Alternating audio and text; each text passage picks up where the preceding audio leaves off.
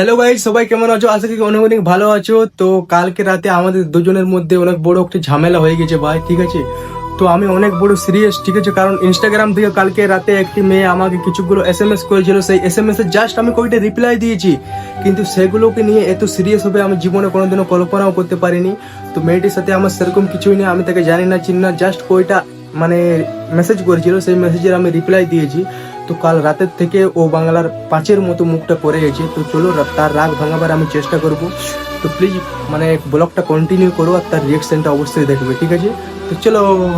तो चलिए शुरू करते हैं। ভুল হলো। তোমার সাথে কোনো কথা নেই, যাও। হ্যাঁ, তোমার সাথে আমার কোনো কথা নেই, যাও। যাও ভাই এখান থেকে। কেন যাবো? আমি যাচ্ছি। তো কি আমি কি ওকে এসএমএস করেছিলি, এবং কটা প্রশ্ন জিজ্ঞাসা করছিল, বলছে কি করছো, তোমাদের বাড়ি কোথায়, অমুক কোথায়, তুসুক কোথায়। তো সেগুলো জাস্ট বলেছিলি, তো ওটা বলার মধ্যে যে তুমি এতটা খারাপ ভাবে সেটা তো কোনোদিনও জানিনি। বলো, আর কোনো দেখতে পাইছিল এসএমএস? হ্যাঁ, আমি কি জানি কোথায় বলো।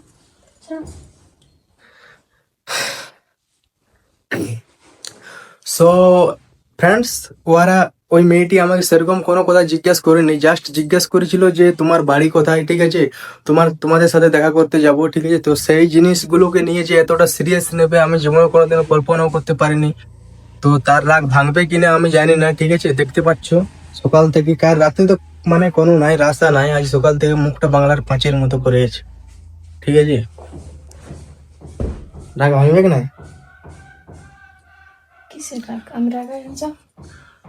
সো তোমরা কমেন্ট করো, ঠিক আছে? আর জীবনে কোনোদিনও এই ভুল হবে না। আর যারা যারা এসএমএস করো বা করবো বলে ভাবছো, তারা অবশ্যই এসএমএস করো না। আর এসএমএস করলেও আমি কোনো রিপ্লাই দিতে পারবো না, ঠিক আছে? কারণ ভাই আমি চাই না যে আমার ফ্যামিলির মধ্যে কোনো ঝড় ঝামেলা আসুক, আমাদের দুজনের মধ্যে কোনো ঝড় ঝামেলা এরকম কিছু একটা আসুক, ঠিক আছে?